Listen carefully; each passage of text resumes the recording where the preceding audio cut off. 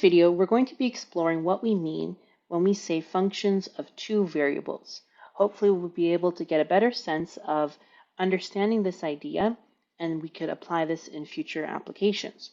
So let's review what we know already. So previously, we've always talked about single variable or one variable functions. And this would usually look something like this. We might say that y equals some function of x. Now you might be thinking, well, isn't that two variables right there? We have x and y.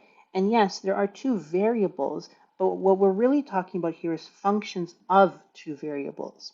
So here we have y equals a function of x. So the input variable is really only one. This is a function of one variable.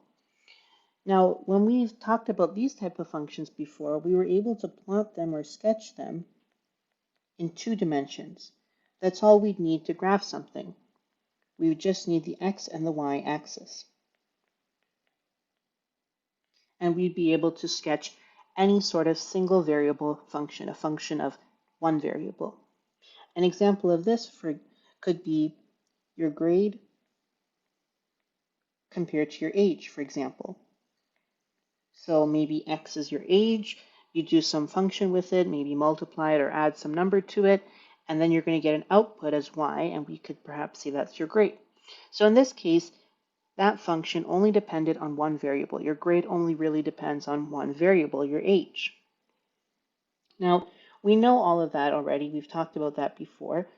Let's now extend this idea to two variables. So if we're looking at a bivariable function, a function of two variables. Now, intuitively, what should this mean? Well, it should mean we have not just one input x, but we should have two inputs. So usually it looks something like this. We say that z equals a function of a first input and a second input. So all this really is saying here is that we have a function that can take in two different variables, x and y, and we're going to get some output z. So again, we really have three variables here you could think of. We'd need three different axes to plot this graph on. However, there's only two variables inside the function. So it's a function of two variables. Now, as I kind of alluded to a little bit ago, we would need to plot this in a 3D space. Now, it's possible to describe these kind of curves in 2 dimensions, as we'll see a little bit later in this video. But in general, if we want to look at the entire function that z equals f of x, y, we're going to need 3 dimensions. So we'll need the x, the y, and the z axis. And so what would be an example of where we'd want two variables?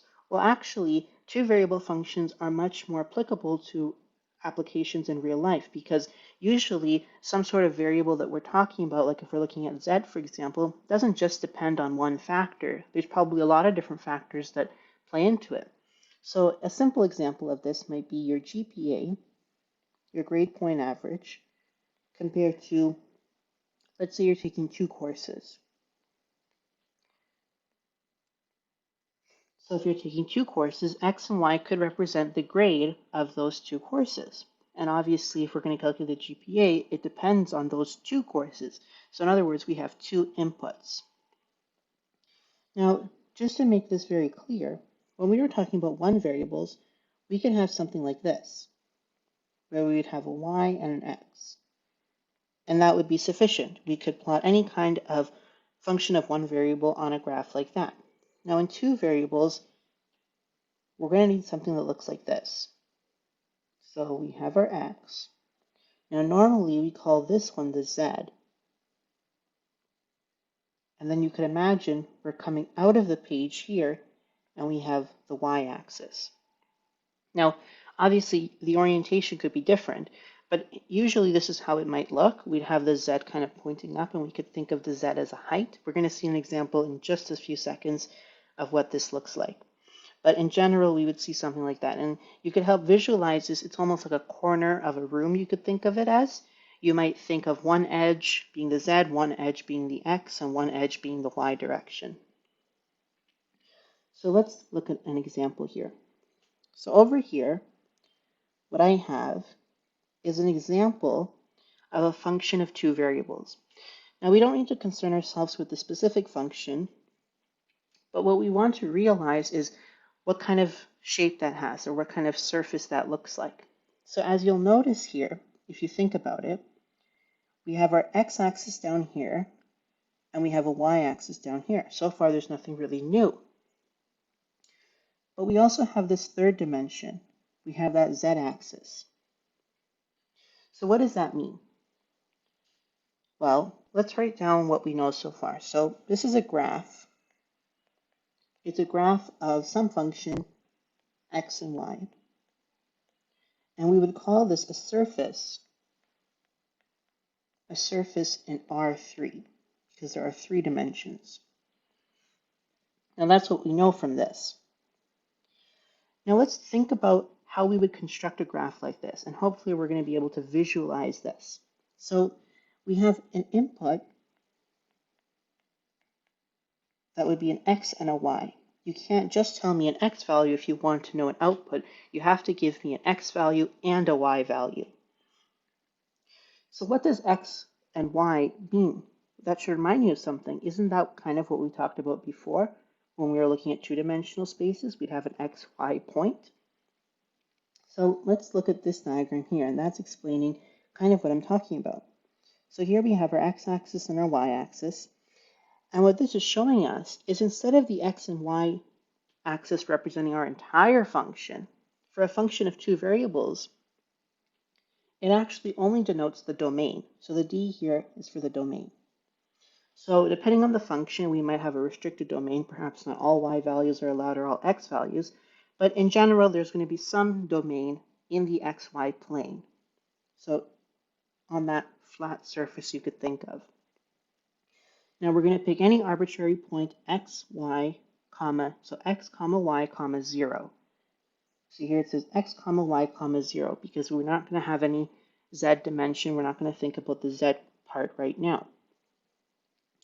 Once we figure out some point on that domain, some point in that plane, we plug it into our function, and it's going to obviously give us a number. Depending on what the function is, we're going to get some number.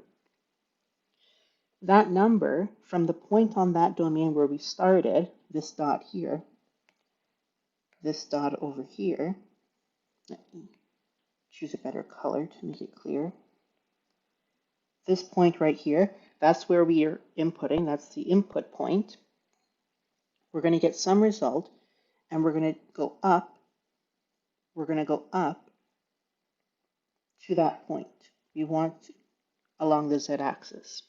So if this might have been, maybe the x value was 1, the y value was 3, and let's say the z value was 5. So we're just going to go up then to z equals 5. Let's say that's over here. And so now this point is now x, comma y, comma f of xy, which is also just z, right? That's the function that we've talked about. And as you'll notice here, then therefore this height would be that z, which should be pretty clear now. We're just moving up z. Now that was one point. If you can imagine if for the entire domain we keep doing that for all the points that we could have, we'd start to generate what we're calling a surface. This is the surface. And so now if we think back to what we had up here, this is essentially saying with our entire domain, let's plot all those points depending on what the function tells us. And so because of this specific function, we end up having this kind of interesting shape here. But the trick here is you have to remember this is a 3D case.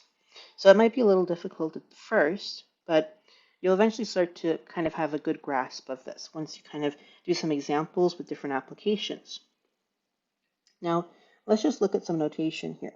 So it's a function of two variables, but we have 3 dimensions that we're plotting in, which I think we all understand by now.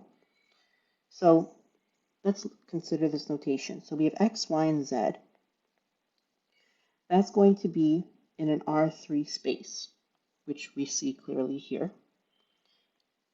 And so within that, we have that z equals f of xy. This is just some notation just to kind of summarize what we're talking about. Now, something a little bit more interesting is if we consider transforming this graph into a 2D environment. Now, this might be a little confusing at first, but hopefully my explanation will make a lot of sense and you could better understand what's going on. So this is called a level curve, or we're going to be talking about a level curve. So what is a level curve?